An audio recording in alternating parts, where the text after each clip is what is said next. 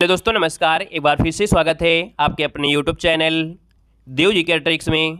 तो दोस्तों हमारे चैनल पर एलटी ग्रेड की बेहतर तैयारी आपकी चल रही है, जहां पर आप देख सकते हैं जीके का प्रैक्टिस सेट सुबह 11 बजे दिया जाता है और रात को 9:30 बजे एलटी ग्रेड हिंदी का यहां पर फुल मॉडल पेपर दिया जाता है, जो कि पूरे 120 क्वेश्चन होते हैं। साथ में हमारी और सीरीज भी चल रही है, जिसमें आप देख सकते हैं पीवाई की क्वेश्चन जो अभी तक एग्जामों में पूछे गए हैं, टीजीटी, पीजीटी, केवीएस या अन्य और बेहतर परीक्षा के जो क्वेश्चन हैं पीवाई की वो कराए जाते हैं। उसके साथ साथ थ्योरी क्वेश्चन भी आपके कराए जाते हैं, थ्योरी वाला भी है ना। तो आप लोग प्लेलिस्ट के माध्यम से क्रम से दे सकते हैं। नए जुड़े हैं तो चैनल को सब्सक्राइब कर लीजिएगा। साथ में यहाँ पर देख सकते हैं कि आप लोगों को बेहतर तैयारी करना है तो उसके लिए टेस्ट सीरीज लगाना अनिवार्य है। यहाँ पर देख सकते हैं टेस्ट बुक पास प्रो आप लोगों के लिए यहाँ पर महापर्व सेल आपका चल रहा है, जो कि आपके 29 से लेकर 31 अक्टूबर तक ये सेल चलेगी, है ना। ये टेस्ट सीरीज आपकी है, जिसमें आप देख सकते हैं yearly test book pass pro ये आपका कितने का है, 351 रुपये का है। और yearly test book pass pro max जो आपका है वो 439 रुपये का है। यहाँ पर देख सकते हैं कि ये जो कोड आपका दिया है देव जी के कोड, है ना, देव जी के जो आपका कोड है इसको लगाएंगे तो 12% को छूट भी आपको मिलेगी, है ना। तो आप लोग इस कोड के माध्यम से अपने टेस्ट सीरीज को परचेज करिएगा, जिससे आपको प्रॉफिट मिलेगा। दोनों आपके देखा जाए तो ईयरली जो आपका टेस्ट पास प्रो मैक्स है और आपका टेस्ट बुक पास प्रो में अंतर क्या है, यानी हम आपसे सजेस्ट करेंगे कि आप जो लेंगे वो आप 439 वाले लीजिए। इसमें आपको ढेर सारी सुविधाएं मिलेंगी, जिसमें आप दे सकते हैं कि इंक्लूड पास प्रो यानी लगभग देखा जाए 1.5 लाख मॉक टेस्ट आपके होंगे, लगभग 750 एग्जाम कवर करेंगे। यहाँ पर देखा जाए तो आपके 30,000 पीवाई की एसेसरीज भी आपको देखने को मिलेंगे, प्रैक्टिस क्वेश्चन आपको देखने को मिलेंगे, है ना। अनलिमिटेड अटेम्प्ट आपके हैं, जितनी बार आप चाहें लगा सकते हैं। यहाँ पर रैंकर टेस्ट सीरीज आपके रैंक भी पता चलेगी। साथ में देखा जाए तो आपको 10,000 प्लस स्टडी नोट्स भी आपको दिए जाएंगे, यानी आप जिस भी एग्जाम से होंगे उसमें आपको नोट्स भी मिलेंगे। ये आपके मैक्स वाले के आपके फायदा है। साथ में यहाँ पर दिया है जो भी आपका डाउट सेशन है, डाउट होता है वो भी आपको यहाँ पर क्लियर होता है। तो ये जो आपका है ना पास प्रो मैक्स वाला, ये आपके लिए बेस्ट होगा कि आप लोगों को नोट्स भी प्रोवाइड होंगे, है ना। बाकी यहाँ पर देखा जाए तो टेस्ट बुक पास प्रो जो आपके हैं इसमें से आपके क्या मिलेंगे, आपके देखा जाए तो 15,000 प्लस मोस्ट टेस्ट होंगे, 750 एग्जाम इसमें भी आपको कवर होंगे, है ना। 30,000 प्लस पीवाई की ईयरली जो आपके कह सकते हैं प्रीवियस ईयर क्वेश्चन आपके टेस्ट सीरीज हैं वो आपको होंगे, है ना। प्रैक्टिस सेट क्वेश्चन हो गए, लाइव आपको डाउट सेशन ये भी आपको मिलेगा, अनलिमिटेड रीटाइम्ड आपके ये हैं, है ना। लेकिन हम आपसे सजेस्ट करेंगे कि आप लोगों को अगर नोट्स भी आपको प्राप्त करना है तो 439 वाला करेंगे। पूरे साल कोई भी परीक्षा दीजिएगा आप लोग इसी के माध्यम से हर एक चीज आप लगा सकते हैं। तो लिंक हमने डिस्क्रिप्शन बॉक्स में दे दिया है, तो उसके माध्यम से आप लोग टेस्ट बुक में आप लोग जाइए और इस टेस्ट सीरीज को परचेज करिए और अपनी तैयारी को 4 चांद लगाइए और बेहतर तरीके से तैयारी करिए, ठीक है ना। तो चलिए स्टार्ट करते हैं आज की सेशन में। पहला क्वेश्चन आपकी स्क्रीन पर और आपसे कह रहा है भारतीय संविधान को किसने हस्तलिखित किया था। बहुत प्यारा सा क्वेश्चन दिया गया है कि जो भारतीय संविधान है इसको हस्तलिखित करने वाले जो विद्वान है वो आपके कौन विद्वान है। तो आप कहेंगे सर इनका जो आपका नाम है वो आपका प्रेम बिहारी नारायण रायचदा। ये क्वेश्चन अभी हाल ही में एग्जाम में पूछा भी गया है कि जो संविधान को हस्तलिखित किया था यानी अपने हाथों से लिखा था, प्यारे प्यारे हाथों से लिखा था, वो आपके कौन है, तो प्रेम बिहारी नारायण रायचदा हैं। और भीमराव अंबेडकर ने क्या किया था, तो भीमराव जो अंबेडकर हैं वो संविधान के क्या थे, प्रारूप समिति के अध्यक्ष थे। तो यहाँ पर जो आपका आंसर आ गया है वो राइट आंसर आपका डी हो जाएगा। और ये एग्जाम कह सकते हैं ये जो क्वेश्चन है बिल्कुल ट्रेंडिंग में रहता है कि भारतीय संविधान को किसने हस्तलिखित किया, तो आप कहेंगे प्रेम बिहारी नारायण रायचदा हो जाएगा। बात क्लियर हो गई। यहाँ पर आगे बढ़ते हैं। क्वेश्चन आपका दिया गया है कि रानीगंज कोयला भारत जो खान है ये भारत के किस राज्य में स्थित है। रानीगंज कोयला जो आपका खान है ना ये भारत का जो पश्चिम बंगाल है वहां पर है, और रानीगंज जो आपका है दामोदर नदी के पश्चिमी किनारे पर है। यानी देखा जाए तो सर जी आपका आंसर क्या हो जाएगा, बी नंबर इसका राइट हो जाएगा, है ना। जो गोंडवाना लैंड आपने सुना है ना, गोंडवाना लैंड, है ना, और छोटा नागपुर पठार का ही एक क्या कह सकते हैं एक भाग होता है जो यहाँ पर वाणिज्यिक कोयला खनन की शुरुआत आपकी यहीं से हुई है। तो ऑप्शन नंबर आपका बी हो जाएगा। अगले क्वेश्चन में आते हैं। क्वेश्चन नंबर आपका दिया गया है निम्न में से कौन सा स्थल है प्रागैतिहासिक चित्रकला के लिए प्रसिद्ध है। यानी प्रागैतिहासिक चित्रकला का जो सर्वश्रेष्ठ उदाहरण जब आता है ना तो मध्य प्रदेश में एक कह सकते हैं रायसेन जिला है, और रायसेन जिला में पड़ता है भीमबेटका। क्या पड़ता है सर, भीमबेटका है, जो शैलश्रय या गुफाएं आपकी हैं। और भीमबेटका मालूम है प्रागैतिहासिक चित्रकला के जो और मध्य पाषाण काल से संबंधित है। तो यहाँ पर जो ऑप्शन है आपका हो जाएगा बी नंबर आपका हो जाएगा। और ये भी क्वेश्चन बहुत ट्रेंडिंग में है। अगले क्वेश्चन को आते हैं। क्वेश्चन आपका दिया है कि द्वितीय बौद्ध समिति का आयोजन कहाँ पर हुआ था। द्वितीय बौद्ध समिति का जो आयोजन हुआ था दोस्तों याद रखना है आपके हुआ था वैशाली में। यानी सर ये ऑप्शन अगर आपने बी चुना है तो आपका जवाब क्या हो जाएगा, यहाँ पर राइट हो जाएगा, वैशाली में हुई थी। और पहला राजगढ़ में हुआ था, है ना, और चौथा कुंडलवन में आपका हुआ था। तो इनको आप लोग नोट कर लेना है। क्वेश्चन नंबर आपका दिया गया है 5 नंबर में, निम्नलिखित सूफीवाद के सिलसिलों में कौन संगीत के विरुद्ध आपका था। यानी यहाँ पर देखा जाए सूफीवाद के जो सिलसिले हैं इनमें से संगीत के विरुद्ध जो आपका था, इनमें से नाम क्या है, तो इनका नाम है यहाँ पर नक्शबंदी सिलसिला। यानी आप कहेंगे जो नक्शबंदी सिलसिला है इसकी स्थापना 14वीं शताब्दी में ख्वाजा बहाउद्दीन नक्शबंद ने किया था, ठीक है ना। यानी ये सिलसिला जो था समय यानी संगीत के विरुद्ध था। और आपको पता होगा जो सूफी होते हैं ये सबसे अधिक कट्टरवादी होते हैं सिलसिला में, तो इन्होंने अकबर की उदार नीतियों का विरोध भी किया था। तो यहाँ पर जो आंसर आपका दिया है वो आपका डी नंबर इसका राइट हो जाएगा। नेक्स्ट क्वेश्चन आपसे दिया गया है कि किस सिख गुरु को अकबर ने 500 बीघा जमीन दी थी। यहाँ पर दे सकते हैं अकबर ने 500 बीघा जमीन भी दिया था और ये आपके थे गुरु रामदास जो कि चौथे गुरु थे। यानी आपका जो आंसर हो जाएगा वो आपका बी नंबर इसका राइट हो जाएगा। और देखा जाए तो इनकी पत्नी एक थी बीबी भानी, है ना, बीबी भानी अकबर द्वारा प्रदान की गई भूमि का अमृतसर शहर भी बना। तो इसका जो आपका आंसर है वो आपका बी नंबर इसका राइट हो जाएगा। क्वेश्चन नंबर आपका दिया है भारतीय राष्ट्रवाद का जनक किसे माना जाता है। बताइएगा कि सर जी भारतीय राष्ट्रवाद का जो जनक माना जाता है वो किसको मानते हैं। तो यहाँ पर देखा जाए तो आपके भारतीय राष्ट्रवाद का जनक पूछा गया है ना, और जनक की अगर हम बात करते हैं तो राजा राम मोहन राय को माना जाता है ना। राजा राम मोहन राय को नव जागरण का अग्रदूत, अतीत का भविष्य, भारतीय राष्ट्रवाद का जनक, आधुनिक भारत का पिता, नव प्रभात का भोर का तारा, ये ढेर सारे नामों से संबोधित किया है। तो यहाँ पर दे सकते हैं ऑप्शन नंबर आपका डी हो जाएगा, इनमें से कोई नहीं। तो नाम किसका बताया हमने, राजा राम मोहन राय को कहा जाता है। इसका ऑप्शन नंबर आपका डी हो जाएगा क्योंकि इनमें कोई ऑप्शन ही नहीं है। अगला क्वेश्चन आपसे दिया गया और आपसे कह रहा है कि हिंदुस्तान रिपब्लिकन संगठन की स्थापना की गई थी। हिंदुस्तान रिपब्लिकन संगठन की स्थापना की गई थी। क्वेश्चन नंबर आपका 8 दिया गया है। और 8 की अगर बात कर लेते हैं तो आपका आंसर सजीव बी हो जाएगा। ये आपके है कानपुर में। हमने कहा रिपब्लिकन लगा देता है ना, तो आप कहेंगे रिपब्लिकन आपका आंसर हो जाता है। तो सर जी क्या होता है, ये कानपुर में आपका हुआ था, युवा क्रांतिकारियों ने कानपुर में किया था। तो आपका जो आंसर हो जाएगा वो आपका बी नंबर राइट हो जाएगा, याद रखना है। इसमें आपके संस्थापक में देखा जाए तो आपके सचिन सन्याल थे जो अध्यक्ष थे, राम प्रसाद बिस्मिल, जोगेंद्र चंद, है ना, जो आपके चंद्रशेखर आजाद, ये लोग आपके शामिल रहे हैं। अगले क्वेश्चन को आते हैं। क्वेश्चन नंबर आपका दिया गया है कि चंपारण कृषि जांच समिति का सदस्य निम्नलिखित में से कौन नहीं था। यानी जो चंपारण का कृषि जांच समिति आई थी इसमें देखा जाए तो सर जी आपका यहाँ पर देखा जाए तो एफसी जो इस्लाई हैं, डीजे रीड हैं, महात्मा गांधी है, लेकिन ये जो अनुग्रह नारायण दिया गया है, यानी आपका जो राइट आंसर हो जाएगा सी नंबर है, ये आपके इस समिति के सदस्य आपके नहीं थे। तो आपका आंसर सी नंबर इसका राइट हो जाएगा। यानी चंपारण में जो कृषि जांच समिति आपकी आई थी तो उसमें अध्यक्ष बनाया गया था एफजी स्लाई को बनाया गया था। इसमें आपके देखा जाए डीजे जो आपके रीड थे, महात्मा गांधी थे, एलसी ना जो आपके आदामी थे, राजा हरीश प्रसाद नारायण सिंह भी आपके थे, और जय रैनी भी आपके थे, काफ़ी लोग इसमें थे। यहाँ पर आगे बढ़ते हैं। क्वेश्चन नंबर आपसे अगला पूछा गया है कि निम्नलिखित में से किसने रविन्द्रनाथ टैगोर को महान प्रहरी कहा है। तो रविन्द्रनाथ टैगोर को महान प्रहरी जो कहा है वो आपके महात्मा गांधी ने कहा था। यानी सर जी जो ऑप्शन नंबर आपका दिया गया है वो बी नंबर राइट हो जाएगा। मतलब क्या था कि महात्मा गांधी जी का मानना था कि वे भारत के स्वतंत्रता संघर्ष के पीछे नैतिक बल प्रदान करते थे। तो आपका आंसर आपका बी हो जाएगा। क्वेश्चन नंबर आपका दिया गया है निम्नलिखित में से कौन संविधान सभा का संवैधानिक सलाहकार था। संवैधानिक सलाहकार की बात आते हैं तो हम कहते हैं sir ji B N Rao थे। कौन है यहाँ पर, बी एन राव। आप कहेंगे सर संविधान का पहला प्रारूप तैयार किया गया था जिस पर विचार और परिवर्तन किया गया था प्रारूप समिति द्वारा। संविधान सभा के समक्ष जो संविधान का मसौदा था वो प्रस्तुत किया गया था बी एन राव के द्वारा। अगला क्वेश्चन आपसे दिया गया है कि डॉक्टर भीमराव अम्बेडकर सहित संविधान हेतु गठित प्रारूप समिति में कितने सदस्य थे। तो देखो यहाँ पर सहित लगा दिया है, यानी प्रारूप समिति में कुल सदस्यों की बात कर रहा है, कितने लोग आपके थे। तो यहाँ पर आपका जो आंसर हो जाएगा सर 12 नंबर में, तो आपका आंसर क्या हो जाएगा, तो आप कहेंगे सर इसमें आपके 7 सदस्य थे, यहाँ पर 7 हो जाएगा। बी वाले में देखो आपका 7 हो गया है, टाइपिंग में गड़बड़ी हो गई है ना। तो आप कहेंगे सर यहाँ पर इसको आप लोग कुछ भी कर लीजिएगा, बाकी अगर चाहो तो हम आपको बी है ना और प्लस आपको यहाँ पर ए बी सॉरी यहाँ पर देखा जाए तो बी प्लस सी दोनों आपको नंबर दे देते हैं, क्योंकि ये हमारी गलती है कि आपके दोनों में एक ही सेम आपके ऑप्शन हो गए हैं। तो आप लोग यहाँ पर जब आपके एग्जाम में आएगा तो ऐसा कम नहीं होगा, ठीक है ना। तो यहाँ पर 7 आपके थे, चाहे बी लगाओ चाहे सी, एक नंबर हम आपको दे रहे हैं। अगला क्वेश्चन आपसे दिया गया और आपसे कह रहा है कि भारतीय संविधान की उद्देशिका में संशोधन किया गया था।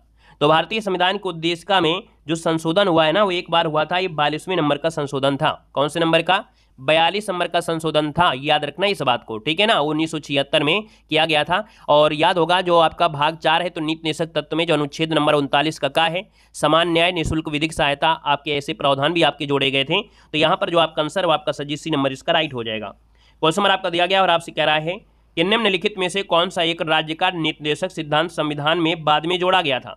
तो देख सकते हैं सर जी यहाँ पर जो आपका आंसर दिया गया है वो राइट आंसर इनमें से क्या हो जाएगा, चलिए यहाँ पर देखो दिया गया है 14 नंबर में, और 14 की अगर बात करते हैं तो आप कहेंगे सर यहाँ पर जो सबसे बाद में जोड़ा गया था, ग्राम पंचायतों का संगठन है, गोवध निषेध है, मुक्त कानूनी सलाह है और समान नागरिक संहिता है। तो समान नागरिक संहिता तो आपका यहाँ पर समान न्याय वाला जरूर आपका होता है। तो मुक्त कानूनी सलाह याद रखना, इसको ऑप्शन से हो जाएगा मुक्त कानूनी सलाह।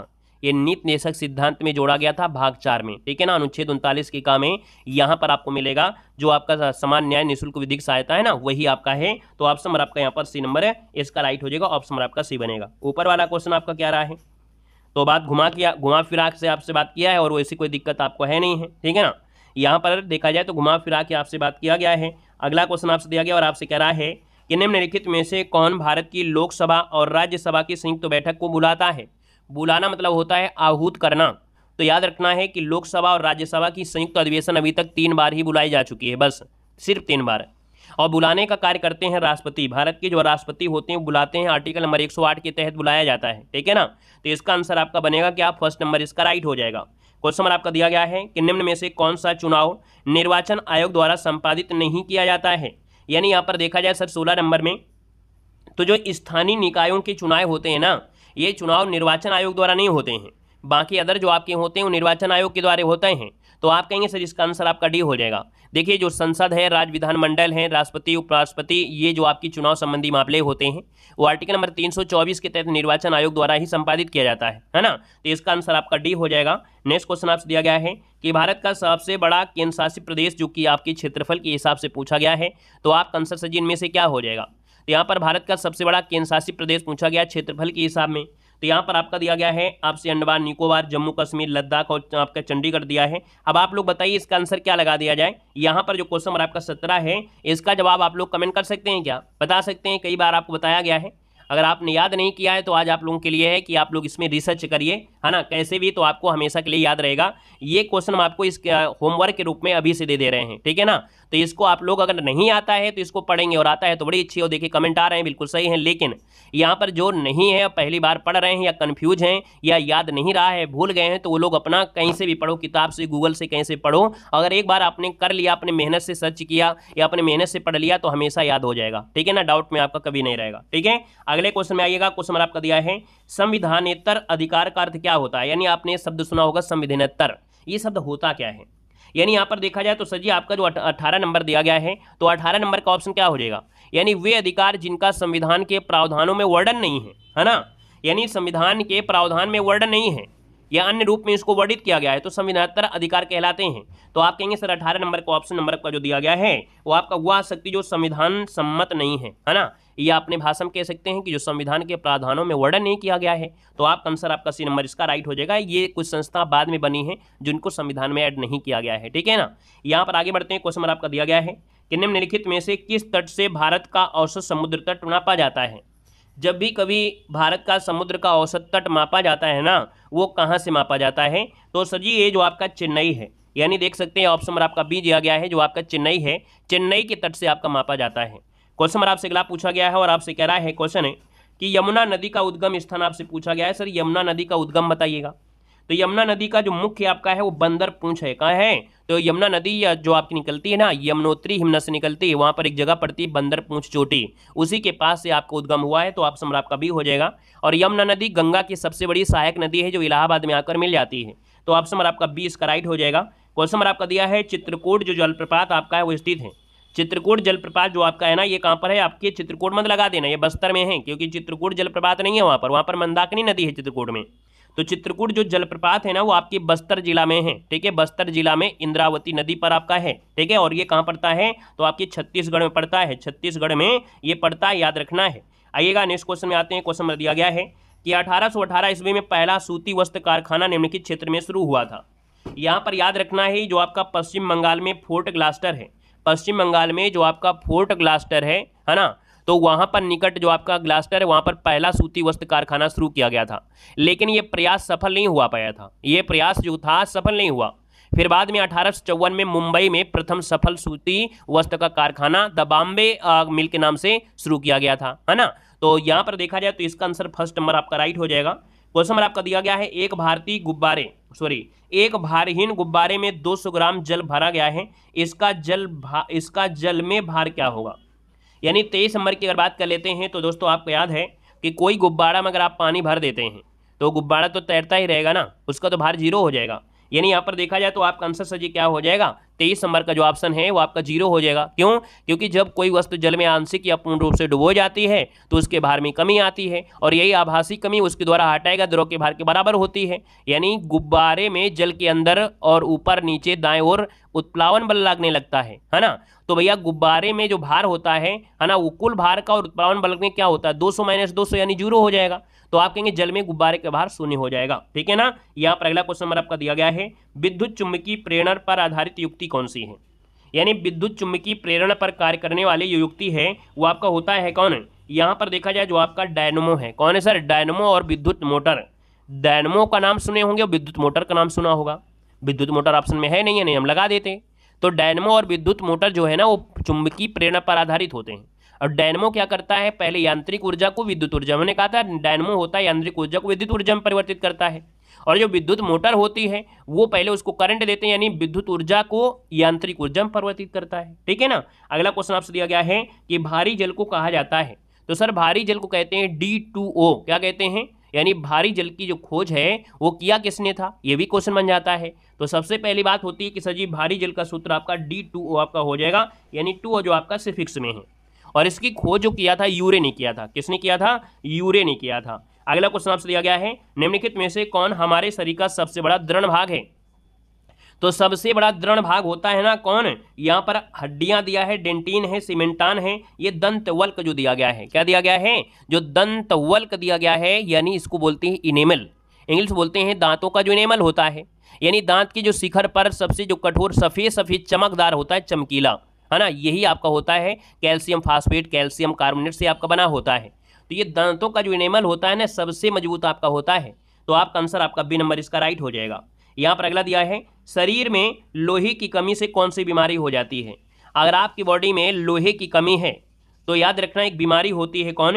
यहाँ पर रिकेट्स है, रक्त छीड़ता है, स्कर्वी है, अधिरक्त स्राव आपका दिया गया है। अब इनमें से आप देखा जाए तो आप कहेंगे सर यहाँ पर लोहे की कमी से जो होती ना जिसे बोलते हैं रक्त छीणता, तो आप कहेंगे सर जी रक्त छीणता, इसका आंसर आपका बी हो जाएगा। अब आप कहोगे सर जी हमने कुछ और पढ़ा था, हमारे दिमाग में आ नहीं रहा है, लेकिन कुछ याद आ रहा है कि हमने पढ़ा कुछ और था, सर जी लिखा कुछ और है। तो भैया जो आपने पढ़ा है वही है, जो आपने पढ़ा है वही शब्द ये है, लेकिन ये हिंदी में है। इंग्लिश में होता है इनीमिया, हाँ वही है, याद रखना है, इसी को बोलते हैं इनीमिया जो आपका होता है यही होता है। ठीक है ना, इनीमिया। तो याद रखना है, इसको भी नोट कर लेना, ऐसा ना हो कि कह सकते गड़बड़ हो जाए। हमने कहा भी है कि UPPSC जो एग्जाम है ना वो आपको कुछ ऐसी लैंग्वेज का प्रयोग कर देता है कि आपको क्वेश्चन कठिन लगे, क्योंकि आप लोग नॉर्मल हमेशा पढ़ते रहते हैं ना, उसका वो विपरीत काम करता है। और जो विपरीत काम करते हैं लोग वही आपके सफल होते हैं, इसलिए आपको इन चीज़ों पर ध्यान देना है। और हमारे सीरीज में इस चीज़ को पूर्णतः ध्यान दिया जाता है कि जब भी कभी ऐसा क्वेश्चन पूछा गया है जो आपको आ रहा है और आपको क्वेश्चन पूछने का तरीका बदल दिया है, ऐसे क्वेश्चनों को हम जरूर आपको सॉल्व कराते हैं। क्वेश्चन नंबर आपका दिया गया और आपसे कह रहा है सर ये भारतीय राष्ट्रीय जैविक विविधता प्राधिकरण स्थापित किया गया। यहाँ पर देखिए 28 नंबर है और 28 का ऑप्शन सही हो जाएगा। 2003 में चेन्नई में किया गया था। कहाँ पर है? जैव विविधता एक अधिनियम आया था 2002 के प्रावधान को तहत कार्यान्वित करने के लिए, यहाँ पर 2003 में किया गया था और मुख्यालय जो आपका है चेन्नई यानी तमिलनाडु में है। अगला क्वेश्चन आपसे दिया गया है कि पृथ्वी शिखर सम्मेलन का जो आयोजन किया गया था ये कहाँ पर किया गया था। तो भैया आपको याद होगा रियो डी जनेरियो में किया गया था। पृथ्वी शिखर सम्मेलन जो आपका है ये रियो डी जनेरियो आपका जो है ब्राजील में है ना 1992 में किया गया था। और ये संयुक्त राष्ट्र संघ का ये पर्यावरण और सतत विकास पर पहला कहीं ना कहीं आपका उद्देश्य आपका रहा है। तो आपका आंसर आपका भी हो जाएगा रियो डी जनेरियो जो कि आपके ब्राजील में है। सही। अगला पॉइंट दिया गया है, निम्न में से कौन सा एक वित्तीय समावेशन की प्रक्रिया की सफलता में बाधक है। यानी 30 नंबर आपका दिया गया है। तो कह रहा है सर वित्तीय समावेशन की प्रक्रिया की सफलता में बाधक का काम करता है। कह रहा है निम्न आय है, निरक्षरता है, बैंक शाखाओं का अभाव है। आप कहेंगे सभी बातें आपकी हैं, इनमें से ऑप्शन नंबर आपका डी हो जाएगा। क्वेश्चन नंबर आपसे अगला पूछा गया है, निम्न में से कौन सा कार्यक्रम है जो ग्रामीण भारत में गरीबी दूर करने हेतु आपका था। हमने कहा कि आपके क्वेश्चन जो आपके 30 ही होते हैं, लेकिन हम आपको क्वेश्चन ज़्यादा कराते हैं। अभी आने वाले समय में हम आपको और ज़्यादा क्वेश्चन कराएंगे, 50 भी कराएंगे, मैराथन भी क्लास कराएंगे। और यहाँ पर करंट अफेयर की क्लास जो आपकी यानी इसमें जो करंट अफेयर के क्वेश्चन ऐड करेंगे तो वो 1 तारीख से आपको करंट अफेयर के क्वेश्चन भी आपको मिलेंगे। तो सीरीज में या आपके पेपर में तो 30 ही क्वेश्चन होंगे, लेकिन 30 क्वेश्चन ही आपको पढ़कर नहीं जाना है। हम आपको ज़्यादा से ज़्यादा क्वेश्चन आपको पढ़ाएंगे और आप ज़्यादा से ज़्यादा क्वेश्चन पढ़िए। अभी हम आपको करंट अफेयर की भी क्वेश्चन ऐड करेंगे तो क्वेश्चन की संख्या आपकी हो जाएगी 50, लेकिन टॉप 30 क्वेश्चन के नाम से ही सीरीज आपकी होगी। क्वेश्चन ज़्यादा हो जाएंगे, है ना, उससे कोई मतलब नहीं है, क्योंकि आपको पढ़ते रहना है, ठीक है ना। अभी मैराथन क्लास भी हम आपको देंगे तो वहाँ भी आपको क्वेश्चन होंगे, तो आपको पेपर में तो 30 में ले लेंगे, यहाँ से तैयारी आपको अच्छी तरीके से कराई जाएगी। तो देखो हमने कहा सर जी कौन सा कार्यक्रम है जो ग्रामीण भारत में गरीबी दूर करने के लिए किया गया था। यहाँ पर देखा जाए तो सर जी आपका दिया गया है IRDP है, ट्राइसिम है और NRIP, यानी ये सभी योजनाएं हैं। ये जो योजना है कहीं ना कहीं देखा जाए IRDP यानी होता है इंटीग्रेटेड रूरल डेवलपमेंट प्रोग्राम, है ना, ये जो आपका है कहीं ना कहीं ये भी आपके गांव के विकास के लिए। ट्राइसिम जो आपका था training of rural youth for self employment, जो आपका NREP जो आपका है नेशनल रूरल एम्प्लॉयमेंट प्रोग्राम, है ना, ये सब चलाए गए थे ताकि ग्रामीण जीवन को बेहतर बनाया जा सके। अगला क्वेश्चन आपसे दिया गया है कि वर्ष 2011 की जनगणना के अनुसार भारत के निम्नलिखित राज्यों में से किसमें जनसंख्या का घनत्व उच्चतम है। यानी जनघनत्व पूछा गया और भारत में वो भी राज्य पूछ लिया है। अब आप तो आंख मूंद कर लगा सकते हैं सर ये बिहार आपका है। कौन है यहाँ पर आपका बिहार है, क्योंकि बिहार में 1106, कितनी सर, बिहार में जो आपकी है 1106 आपकी प्रति वर्ग किलोमीटर में है। बंगाल में आपका 1028 है, ठीक है ना, तो इसका आंसर क्या हो गया सर, बिहार हो गया। नेक्स्ट क्वेश्चन आपसे दिया गया है कि निम्नलिखित में से किस राज्य की जनसंख्या सर्वाधिक है। तो यहाँ पर देखा जाए तो सर्वाधिक तो आप कहेंगे यूपी में है, फिर महाराष्ट्र में, फिर बिहार में, फिर गुजरात में, इनके हिसाब से तो आप कहेंगे सर इसका जो आपका आंसर दिया गया है और राइट आंसर आपका हो जाएगा यूपी, जो आपका है जनसंख्या में सबसे आगे है। क्वेश्चन नंबर आपसे अगला पूछा गया और आपसे कह रहा है निम्नलिखित में से गलत युग्म आपको चिन्हित करना है। कन्नौज आपके इत्र और तेल के लिए आप कहेंगे सही है, मिर्जापुर कालीन के लिए सही है, मुरादाबाद पीतल के लिए सही है, आगरा दिया है चाकू और कैंची के लिए, तो बात गलत हो जाएगी। क्यों, क्योंकि चाकू और कैंची के लिए जो जाना जाता है ना, अलीगढ़ मेरठ जाने जाते हैं। चाकू आपका अलीगढ़ हो गया, मेरठ हो गया ना, यानी कैंची मेरठ हो गई, चाकू आपका अलीगढ़ हो गया, तो ऑप्शन में कौन सा है, तो ऑप्शन नंबर आपका डी इसका राइट हो जाएगा, ठीक है। मतलब यहाँ पर देखा जाए कौन युग्म गलत है तो आपका यही आपका गलत हो जाएगा, ठीक है। अगले क्वेश्चन कराते हैं। क्वेश्चन नंबर दिया है कि भारत में किसने आमदनी पर कर की शुरुआत किया था। भारत में जो आयकर है वो 24 जुलाई 1860 को जेम्स विल्सन के द्वारा आरंभ किया गया था। और ऐसा कर जो होता है ना, चुनिंदा अमीर शाही परिवार ब्रिटिश नागरिकों पर लगाया जाता है, ठीक है ना। और आधुनिक समय में जो आयकर है इस की कह सकते हैं व्यक्ति की जो आय पर लगाए जाने वाले एक वार्षिक कर होता है। तो यहाँ पर जो आपका आंसर है कह रहा है शुरुआत जो आपका किया वो किसने किया था, तो हमें बताया जेम्स विल्सन, यानी यहाँ पर देखा जाए तो आपका आंसर आपका सी नंबर इसका राइट हो जाएगा। क्वेश्चन नंबर आपका दिया है निम्नलिखित में से किस कोशिकांग को कोशिका का पावर हाउस कहा जाता है। तो कोशिका का पावर हाउस किसे कहते हैं, तो आपकी कोशिका का पावर हाउस कहते हैं माइटोकॉन्ड्रिया को कहते हैं। यानी सर जी ऑप्शन नंबर आपका जो दिया गया है वो आपका सर जी क्या हो जाएगा, बी नंबर इसका राइट हो जाएगा, माइटोकॉन्ड्रिया, क्योंकि श्वसन क्रिया में प्रत्येक जीवित कोशिका की कोशिका द्रव्य और माइटोकॉन्ड्रिया में ही संपन्न होती है। तो इसका जो आपका आंसर है वो आपका बी हो जाएगा। नेक्स्ट क्वेश्चन दिया है सिंगरौली जो आपका सिंगरौली लघु जल विद्युत परियोजना अवस्थित है। सिंगरौली जो आपका है ना, सिंगरौली उत्तर प्रदेश के सोनभद्र जिले में है, तो जल विद्युत परियोजना है सिंगरौली, यानी आप कहेंगे सर उत्तर प्रदेश में जो आपका सोनभद्र जिला है वहां पर है। ऑप्शन नंबर आपका डी इसका राइट हो जाएगा। नेक्स्ट क्वेश्चन दिया गया है राष्ट्रीय बालिका दिवस कब मनाया जाता है। राष्ट्रीय बालिका दिवस जो मनाते हैं सर वो कब मनाते हैं, यहाँ पर आपको कमेंट बॉक्स में कमेंट करना है। तो सर जी यहाँ पर देखा जाए तो आप कहेंगे सर आप ही बता दो, तो हम कहेंगे सर 24 जनवरी, तो 24 जनवरी यानी ऑप्शन नंबर आपका सर जी सी हो जाएगा। ये 24 जनवरी से मनाया गया है। महिला और बाल विकास मंत्रालय की ये पहल है, कभी कभी क्वेश्चन पूछ लेता है क्योंकि आप लोग अच्छे एग्जाम की तैयारी कर रहे हैं, तो पूछेगा कि सर जी बालिका दिवस जो आपका है ये कौन से मंत्रालय की पहल है, तो ये आपके है महिला और बाल विकास मंत्रालय की है। ये दिवस पहली बार कब मनाया गया, ये आप लोग कमेंट उस समय कमेंट करिएगा कि सर जी पहली बार जो मनाया गया वो कब मनाया गया, पहली बार जो मनाया गया था वो कब मनाया गया, जल्दी से कमेंट करिएगा, पहली बार कब मनाया गया जल्दी से बताओ। हाँ जल्दी से कमेंट कर दीजिएगा आप लोग, है ना, और ये कमेंट बॉक्स में कमेंट टाइप कर दीजिएगा फटाफट, सभी लोग कर दीजिएगा, ठीक है ना। हाँ ये कल के लिए आप लोगों के लिए होमवर्क है। और एक क्वेश्चन और दिया गया था, ये क्वेश्चन आपके हो गए हैं और इस प्रकार से ये क्लास जो आपकी हो गई है सर जी क्या होती है, कंप्लीट होती है। और यहाँ पर देखा जाए तो आपकी जैसे इकोनॉमिक्स के क्वेश्चन है वो भी आपके अच्छे अच्छे क्वेश्चन जो आपकी यूपीपीएससी में पूछे गए हैं उसकी आपकी कंटेंट तैयार हो रहा है। साथ में यहाँ पर देखा जाए करंट अफेयर भी आपकी है, तो 1 तारीख से जब हम आपको क्लास देंगे तो पूर्णतः लगभग 50 क्वेश्चन आपके हो जाया करेंगे, क्योंकि उसमें इकोनॉमिक्स के भी क्वेश्चन हो गए और साथ में यहाँ पर देखा जाए तो आपकी करंट अफेयर की भी क्वेश्चन आपके हो जाएंगे। लेकिन सीरीज हमारी टॉप 30 के नाम से ही आपकी चलेगी, सुपर 30 और सुपर 30 आपको सिलेक्शन भी देना है, ठीक है ना। तो आज के लिए इतना रखते हैं, बाकी हमने कहा है कि रात के 9:30 बजे भी आप लोग यहाँ पर LT ग्रेड हिंदी की तैयारी कर रहे हैं, तो आप लोगों के लिए फुल मॉडल पेपर रात को 9:30 बजे भी आपका सोल्व कराता है, ठीक है। धन्यवाद सभी को, जय हिंद।